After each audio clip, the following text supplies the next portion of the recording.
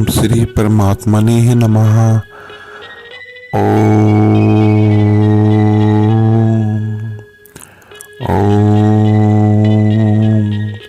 हरिओम भक्तजनों, आज हम श्रीमद् भगवत गीता जी के तीसरे अध्याय का अभ्यास करेंगे। तो आइए सबसे पहले जानते हैं कि श्रीमद् भगवत गीता जी को पढ़ने का फल क्या मिलता है। इसके तीसरे अध्याय को आज हम पढ़ेंगे, तो तीसरे अध्याय के पढ़ने का फल क्या होता है तो उसको एक कथा के द्वारा जानेंगे। तो आइए इस कथा को शुरू करते हैं। जन स्थान में एक जड़ नामक ब्राह्मण था जो कौशिक वंश में उत्पन्न हुआ था। उसने अपना जातीय धर्म छोड़कर बनिए की वृत्ति में मन लगाया। उसे प्राय स्त्रियों के साथ व्यभिचार करने का व्यसन पड़ गया। वह सदा जुआ खेलता, शराब पीता, शिकार खेलकर जीवों की हिंसा किया करता था। इसी प्रकार उसका समय बीतता था। धन नष्ट हो जाने पर वह व्यापार के लिए बहुत दूर उत्तर दिशा में चला गया। वहां से धन कमाकर घर की तरफ लौटा। बहुत दूर तक का रास्ता उसने तय कर लिया था। एक दिन सूर्यास्त हो जाने पर जब दसों दिशाओं में अंधकार फैल गया, तब एक वृक्ष के नीचे उसे लुटेरों ने धर दबाया और उसके सारा धन छीन लिया और उसके प्राण ले लिए। उसके धर्म का लोप हो गया था, क्योंकि उसने बहुत व्यभिचार किए थे, जीवों की हत्या करता था, अनेकों पाप करता था। इसलिए वह बहुत भयानक प्रेत योनि में पहुंच गया। उसका पुत्र बड़ा धर्मात्मा और वेदों का विद्वान था। उसने अब तक पिता के लौट आने की राह देखी। जब वे नहीं आए तब उनका पता लगाने के लिए वह स्वयं भी घर छोड़कर निकल लिया। वह प्रतिदिन खोज करता और राहगीरों से पूछने पर इधर उधर जाता, मगर जब उसका कुछ भी समाचार नहीं मिला तो वह बहुत परेशान हुआ। उसके बाद एक दिन एक मनुष्य से उसकी भेंट हुई जो उसके पिता का सहायक था। उससे सारा हाल जानकर उसने पिता की मृत्यु पर बहुत शोक किया। वह बहुत बुद्धिमान था। बहुत कुछ सोच विचार कर पिता का पारलौकिक कर्म करने की इच्छा से आवश्यक सामग्री साथ ले उसने काशी जाने का विचार किया। मार्ग में 7-8 मुकाम डालकर वह 9वें दिन उसी वृक्ष के नीचे पहुंचा जहां इसके पिता मारे गए थे। उस स्थान पर उसने संयोग उपासना की, यानी संध्या की उपासना की शाम के टाइम, और गीता के तीसरे अध्याय का पाठ किया। इसी समय आकाश में बहुत भयानक आवाज हुई। उसने अपने पिता को भयंकर आकार में देखा जो कि प्रेत योनि में चला गया था। फिर तुरंत ही अपने सामने आकाश में उसने एक सुंदर विमान दिखाई दिया जो महान तेज से व्याप्त था। उसमें अनेकों शुद्ध घंटिकाएं लगी थी। उसके तेज से समस्त दिशाएं आलोकित हो रही थी। यह देखकर उसके चित्त की व्याकुलता दूर हो गई। उसने विमान पर अपने पिता को दिव्य रूप धारण किए विराजमान देखा। उनके शरीर पर पीताम्बर शोभा पा रहा था और मुनिजन उनकी स्तुति कर रहे थे। उन्हें देखते ही पुत्र ने प्रणाम किया। तब पिताजी ने भी उसे आशीर्वाद दिया। इसके बाद उसने अपने पिता से यह सारा वृत्तांत पूछा। उसके उत्तर में पिता ने सब बातें बताकर इस प्रकार कहना आरंभ किया। बेटा देववश, मेरे निकट गीता जी के तीसरे अध्याय का पाठ करके तुमने इस शरीर के द्वारा किए गए सारे बुरे कर्म बंधन से मुझे छुड़ा दिया। अतः अब घर लौट जाओ, क्योंकि जिसके लिए तुम काशी जा रहे थे वह प्रयोजन इस समय तृतीय अध्याय के पाठ से ही सिद्ध हो गया है। पिता के यूं कहने पर पुत्र ने पूछा, हे तात, मेरे हित का उपदेश दीजिए और कोई कार्य जो मेरे लिए करने योग्य हो बतलाइए।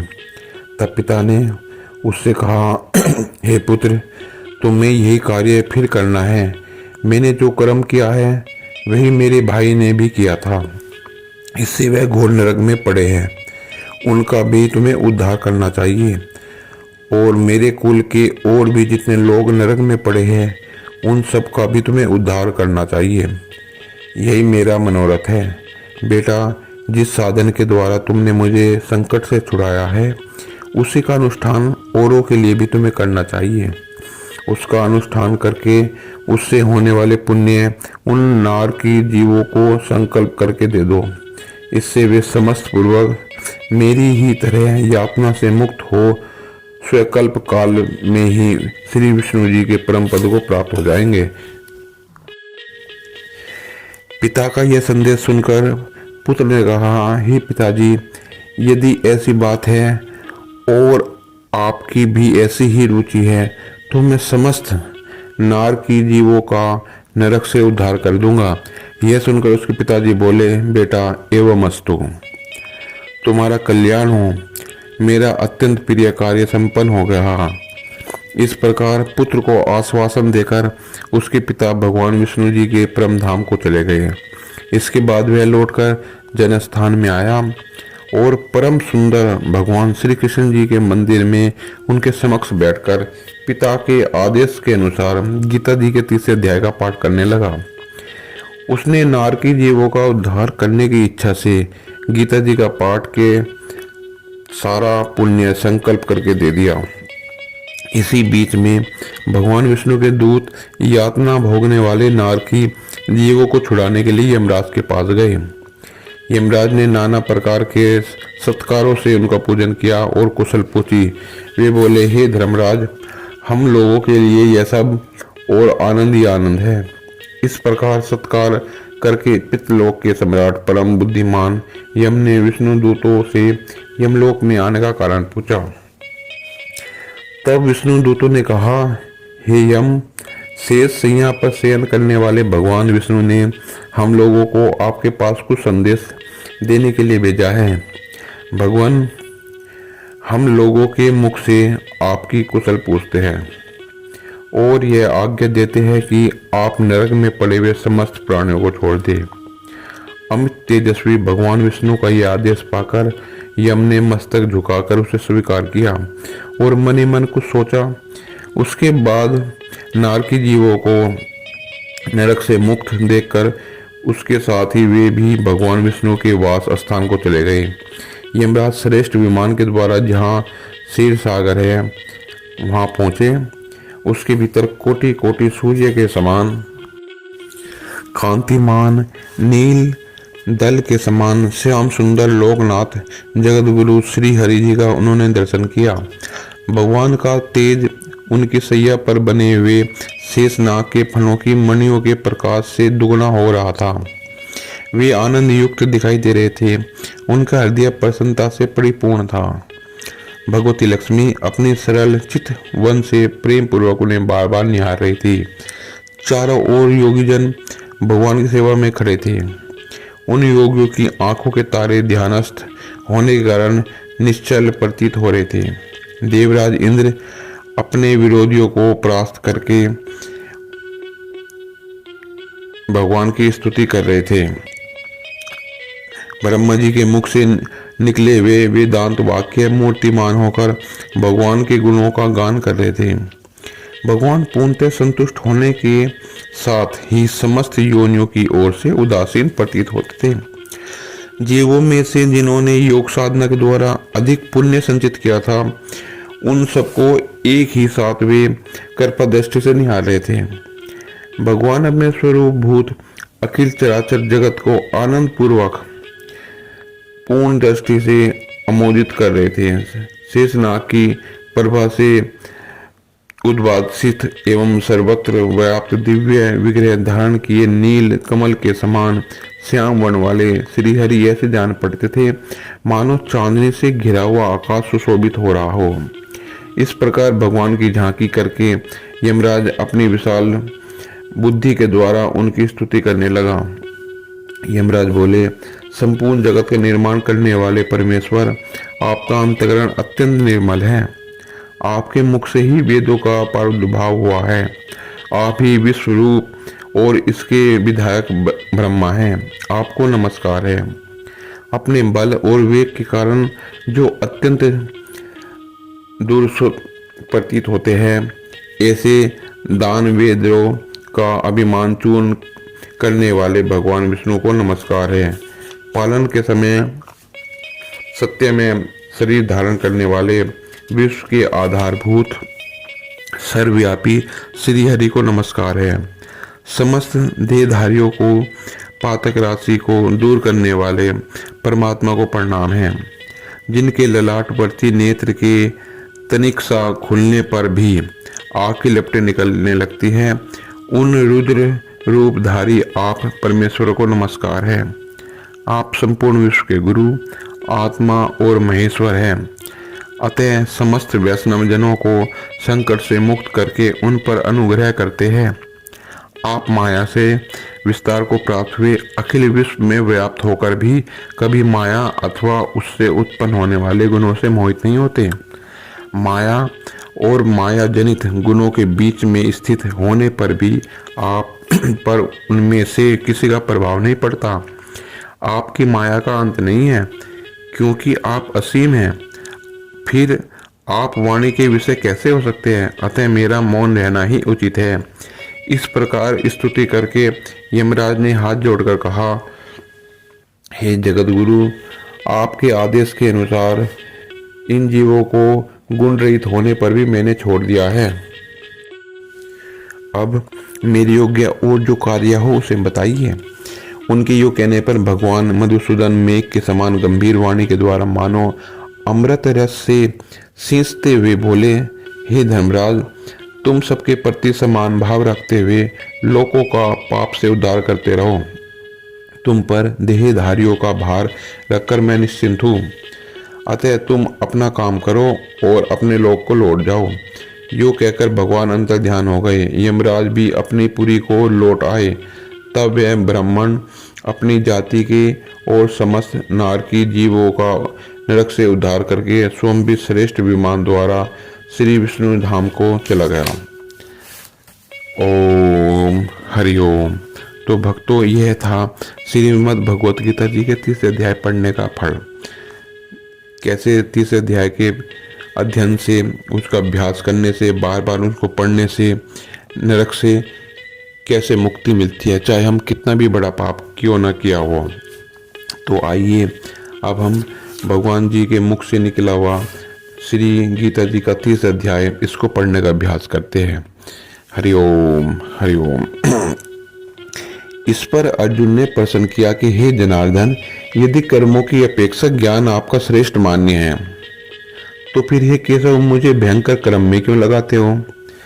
आप मिले हुए से वचन से मेरी बुद्धि को मोहित ही करते हैं।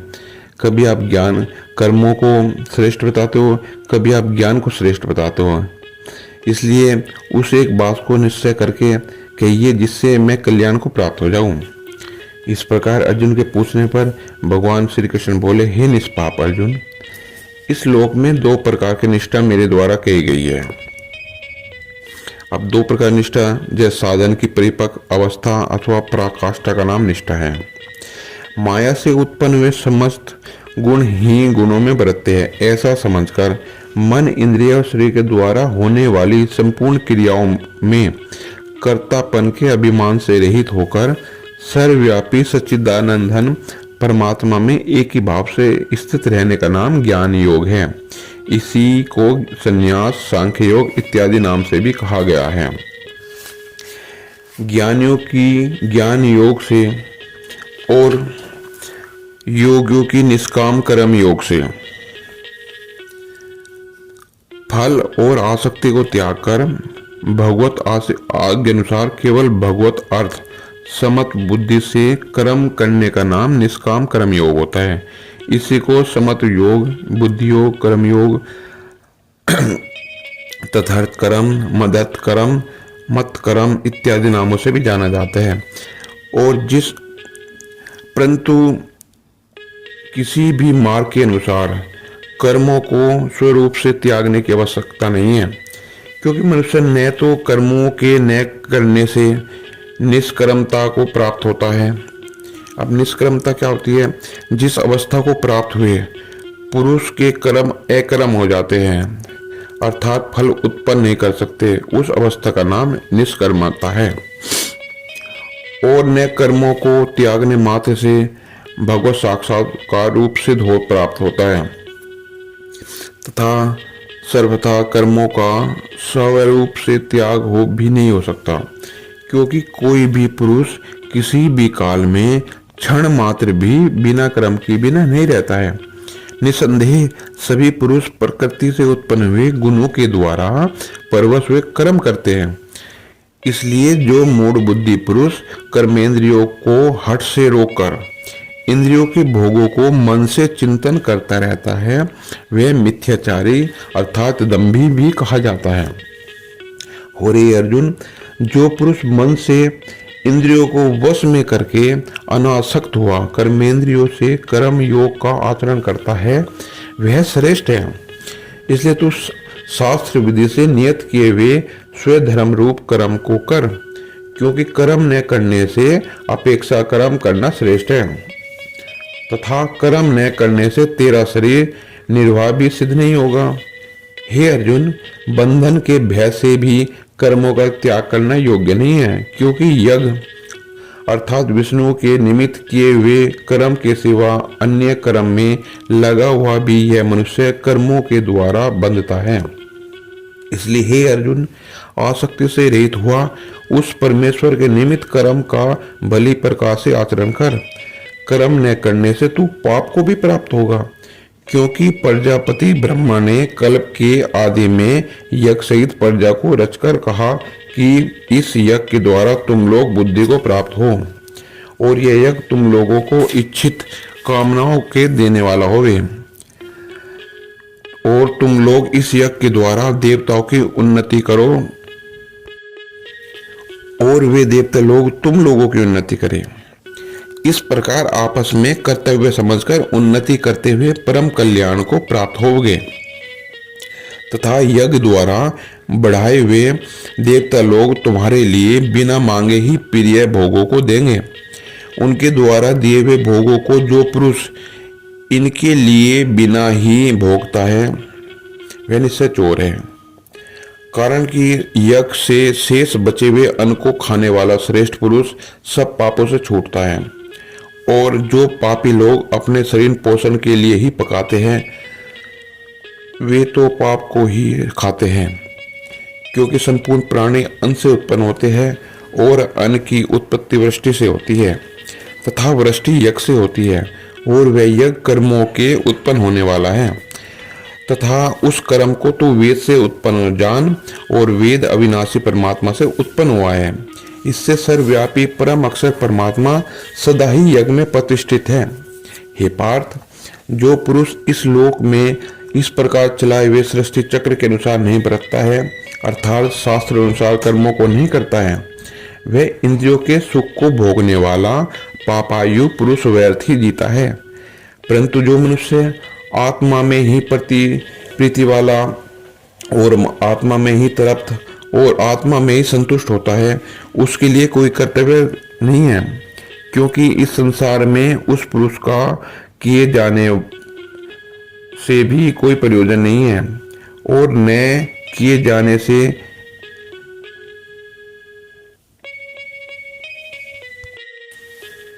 ही किए जाने से भी कोई प्रयोजन नहीं है, चाहे वो कोई कर्म करे ना करे। जो आत्मा में संतुष्ट है, परमात्मा में हमेशा ध्यान लगाता है, उसके लिए कोई कर्म करने योग्य नहीं है। वह कुछ भी कर्म करे वह परमात्मा अधीन होकर ही करता है तथा उसका संपूर्ण भूतों में कुछ भी स्वार्थ का संबंध नहीं है, तो भी उसके द्वारा केवल लोक हित कर्म किए जाते हैं। इससे तू अनासक्त हुआ निरंतर कर्तव्य कर्म का अच्छी प्रकार आचरण कर, क्योंकि अनासक्त हुआ निरंतर कर्तव्य कर्म का अच्छी प्रकार आचरण कर, क्योंकि अनासक्त पुरुष कर्म करता हुआ परमात्मा को प्राप्त होता है। इस प्रकार जनक आदि ज्ञानी जन भी आसक्ति रहित कर्म के द्वारा ही परम सिद्धि को प्राप्त हुए हैं। इसलिए तथा लोक संग्रह को देखता हुआ भी तू कर्म करने योग्य ही है, क्योंकि श्रेष्ठ पुरुष जो जो आचरण करता है अन्य पुरुष भी उसके ही अनुसार बरतते हैं। वह पुरुष जो कुछ प्रमाण कर देता है लोग भी उसी के अनुसार बरतते हैं। यहाँ क्रिया में एक वचन है, परंतु लोक सब समुदायवाचक होने से भाषा में बहुवचन की क्रिया लिखी गई है। इसलिए हे अर्जुन, यद्यपि मुझे तीनों लोकों के कुछ भी कर्तव्य नहीं है, अर्थात मुझे तीनों लोकों में कुछ भी करने के लिए नहीं है, फिर भी मैं कर्म करता हूँ। मुझे ऐसी कोई वस्तु नहीं है जो मुझे प्राप्त नहीं है, या ऐसी कोई वस्तु नहीं है जो मैं प्राप्त करना चाहूँ और प्राप्त ना कर सकूँ, फिर भी मैं कर्म में ही बरतता हूँ। क्योंकि यदि मैं सावधान हुआ कदाचित कर्म में न बरतूं तो हे अर्जुन, सब प्रकार से मेरे बर्ताव के अनुसार बरतेंगे, अर्थात कर्म नहीं करेंगे। अगर मैं कर्म करना छोड़ दूंगा तो सब मेरा अनुसरण करेंगे। यदि सब लोग भ्रष्ट हो जाए तो वर्ण शंकर का करने वाला हो जाऊंगा तथा इस सारी प्रजा का हनन करूं, अर्थात मरने वाला बनूं। इसलिए हे भारत, कर्म में आसक्त हुए अज्ञानी जन जैसे कर्म करते हैं, वैसे ही अनासक्त हुआ विद्वान भी लोक शिक्षा को चाहता हुआ कर्म करे। ज्ञानी पुरुष को चाहिए कि कर्मों में आसक्ति वाले अज्ञानियों की बुद्धि में भ्रम, अर्थात कर्मों में अश्रद्धा उत्पन्न न करे, किंतु स्वयं परमात्मा के स्वरूप में स्थित हुआ और सब कर्मों को अच्छे प्रकार से करता हुआ उनसे भी वैसे ही करावे। हे अर्जुन, वास्तव में संपूर्ण प्रकृति के गुणों के द्वारा किए हुए हैं सारे, तो भी अहंकार से मोहित हुए अंतःकरण वाला पुरुष मैं करता हूँ ऐसा मान लेता है। परंतु हे महाभाव, गुण विभाग और कर्म विभाग के तत्व को जानने वाला ज्ञानी पुरुष संपूर्ण गुणों में बरतते हैं ऐसा मानकर आसक्त नहीं होता, और प्रकृति के गुणों से मोहित हुए पुरुष गुण और कर्मों में आसक्त होते हैं। उन अच्छे प्रकार से समझने वाले मूर्खों को अच्छे प्रकार जानने वाला ज्ञानी पुरुष चलायमान न करे। इसलिए हे अर्जुन, तू ध्याननिष्ठ चित्त से संपूर्ण कर्मों को मुझ में समर्पण करके आशा रहित और ममता रहित होकर संताप रहित हुआ युद्ध कर। हे अर्जुन, जो कोई भी मनुष्य दोष बुद्धि से रहित और श्रद्धा से युक्त हुए सदा मेरे ही इस मत के अनुसार बरतते हैं, वे पुरुष संपूर्ण कर्मों से छूट जाते हैं। और जो दोष दृष्टि वाले मूर्ख लोग इस मेरे मत के अनुसार नहीं चलते, उन संपूर्ण ज्ञानों में मोहित चित्त वालों को तू कल्याण से भ्रष्ट हुए जान। क्योंकि सभी प्राणी प्रकृति को प्राप्त होते हैं, अर्थात अपने स्वभाव से परवश हुए कर्म करते हैं। ज्ञानवान भी अपनी प्रकृति के अनुसार चेष्टा करता है, फिर इसमें किसी का हाथ क्या करेगा। इसलिए मनुष्य को चाहिए इंद्रिय के अर्थ में, अर्थात सभी इंद्रियों के भोगों में स्थित जो राग और द्वेष है, उन दोनों के वश में न होवे, क्योंकि इसके वे दोनों ही कल्याण मार्ग में विघ्न करने वाले महान शत्रु है। इसलिए उन दोनों को जीतकर सावधान हुआ स्वधर्म का आचरण करे, क्योंकि अच्छे प्रकार आचरण किए हुए दूसरों के धर्म से गुण रहित भी अपना धर्म अति उत्तम है। अपने धर्म में मरना भी कल्याणकारक है और दूसरों का धर्म भय देने वाला है। इस पर अर्जुन ने पूछा, हे माधव, फिर भी यह पुरुष बलपूर्वक लगाए हुए इस सदृश को न चाहता हुआ भी किस प्रकार से प्रे हुआ पाप का आचरण करता है। इस प्रकार अर्जुन के पूछने पर श्री भगवान बोले, हे अर्जुन, रजोगुण से उत्पन्न हुआ यह काम ही क्रोध है। यह महाअसन अर्थात अग्नि के समान भोगों से न तृप्त होने वाला और बड़ा पापी है। इस विषय में इसको ही तू बैरी जान। जैसे धुएं से अग्नि और मल से दर्पण ढका रहता है तथा जैसे जेर से गर्भ ढका रहता है, वैसे ही उस काम के द्वारा यह ज्ञान ढका हुआ है। और यह अर्जुन, इस अग्नि के समान न पूर्ण होने वाले कामरूप ज्ञानियों के नित्य वैरी से ज्ञान को ढका हुआ है। इंद्रिया, मन और बुद्धि इस काम के वासस्थान कहे जाते हैं, और यह काम इन मन, बुद्धि और इंद्रियों के द्वारा ही ज्ञान को आच्छादित करके इस जीवात्मा को मोहित करता है। इसलिए हे अर्जुन, तू पहले इंद्रियों को वश में करके ज्ञान और विज्ञान के नाश करने वाले इस काम पापी को निश्चय पूर्वक मार। और यदि तू समझे कि इंद्रियों को रोककर कामरूप वैरी को मारने की मेरी शक्ति नहीं है, तो यह तेरी भूल है। क्योंकि इस शरीर में से इंद्रियों को तो श्रेष्ठ, बलवान और सूक्ष्म कहते हैं, और इंद्रियों से परे मन है और मन से भी परे बुद्धि है और जो बुद्धि से भी अत्यंत परे है वह आत्मा है। इस प्रकार बुद्धि से परे अर्थात सूक्ष्म तथा सब प्रकार बलवान और श्रेष्ठ अपने आत्मा को जानकर और बुद्धि के द्वारा मन को वश में करके हे महाभाव अपनी शक्ति को समझकर इस दुर्जय कामरूप शत्रु को मार। हरिओम। तो इस प्रकार भक्तों यह श्रीमद् भगवत गीता जी के 30 अध्याय का यहाँ अंत होता है। तो इस प्रकार हम सबको श्रीमद् 30 अध्याय का पाठ करना चाहिए और अपने पूर्वजों की मुक्ति का उपाय ढूंढना चाहिए। हरिओम हरिओम।